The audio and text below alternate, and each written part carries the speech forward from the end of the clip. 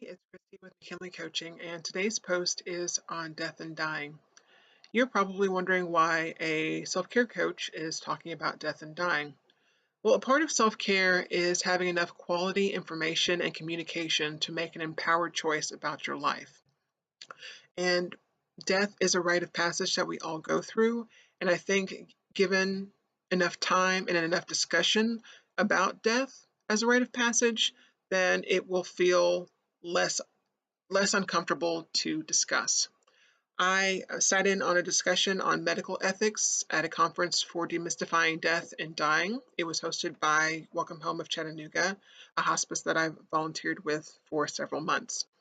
And in the discussion on medical ethics, the speaker was talking about what happens when someone does not complete an advanced care plan, or basically a treatment plan for saying, in the event that I experience a medical emergency and I'm not able to speak for myself, this form communicates my wishes and desires for treatment or lack thereof. And the speaker also talked about a appointment of healthcare agents. That's generally a spouse or a partner or a child or a sibling that speaks on your behalf when you're unable to speak for yourself.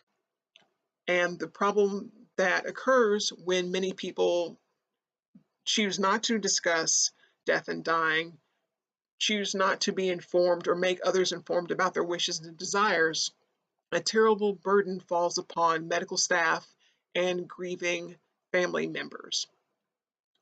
It's incredibly more empowering to get through the uncomfortableness of discussing death and dying and just preparing and just being prepared for what if you're unable to communicate your needs and desires should you experience a medical emergency, just so that it's made so much easier on medical staff and family.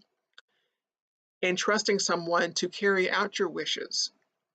Because me personally, I would love to live to a ripe old age of blah, blah, blah, blah, and just die peacefully in my sleep, having accomplished everything that I've accomplished.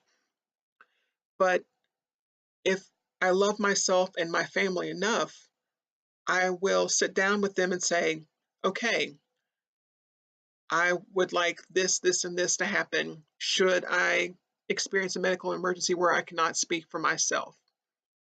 And just do it, just so that you know that it's done, so that you feel so much better. There are many people that take every year on their birthday or some particular anniversary and go through a medical advanced care plan.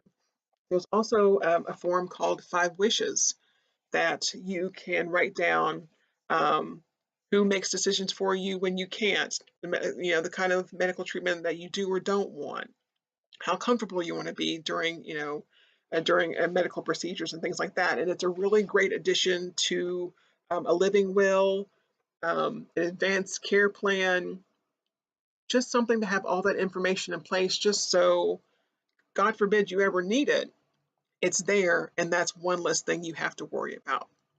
So that's why a self-care coach talks about death and dying, just so that you can retain your sense of empowerment for your life.